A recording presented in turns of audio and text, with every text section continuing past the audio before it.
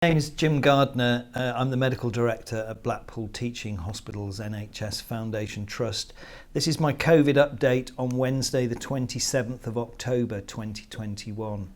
The situation today is that we've seen a pretty dramatic increase in the number of COVID positive inpatients in the hospital, and that's putting additional pressure on the system. So I need to talk about that a little bit really. Today we've got 87 COVID positive patients in the trust. That's within 14 days of their first positive test, plus another 39 or so who are in because of COVID but are beyond 14 days.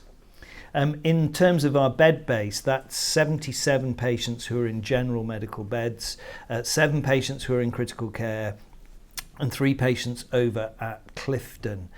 Last week, so 87 today, last week 54.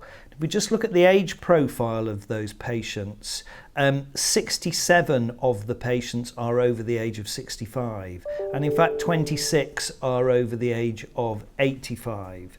Now, I haven't got a full breakdown on immunisation status for all of them, but some of those patients will have had 2 immunisations and will have benefited from that, there is no question. But really the point I want to get across here is that we are seeing COVID affecting again the older population who are coming into hospital. And so this is clearly, even though we're seeing more infections in a younger population group, we're seeing more hospitalizations in an older population group, which simply makes the point this is important for everybody. The most effective way to reduce the impact of COVID is to have immunisations, and it looks as if the booster immunisation, which is available to all adults over the age of 50 and adults over the age of 16 who have other medical conditions, the impact of the COVID booster, which is available 6 months after the first course is completed, it is exceptionally positive. The COVID booster, which is the Pfizer jab, which is given, it appears to be extremely effective in improving everybody's immunity to COVID. So I strongly recommend people to get that when it becomes available.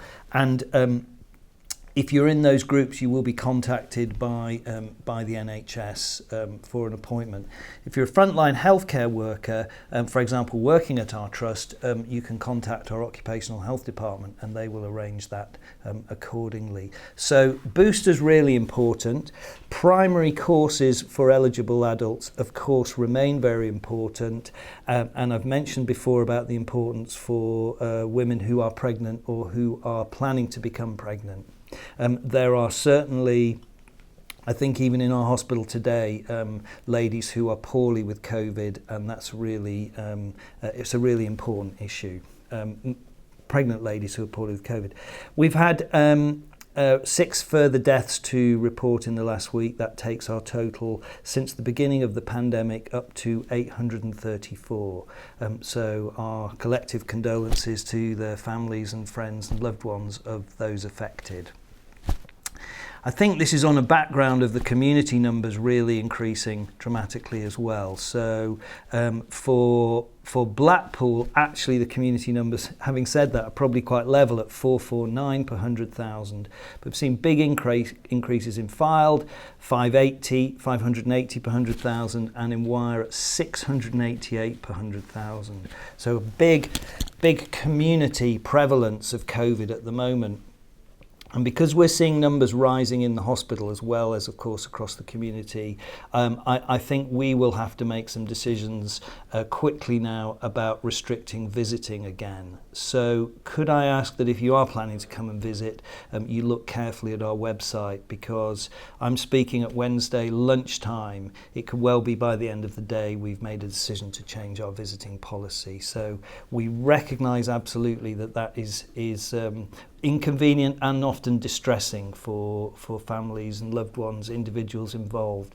But I'm sure you'll understand we're trying to balance a patient safety issue here against these other convenience factors. Talked about vaccination. Important to talk about flu. Flu flu vaccination a very important part of us moving into winter, and as I have said before, it's okay to have the flu vaccine and a COVID booster at the same time.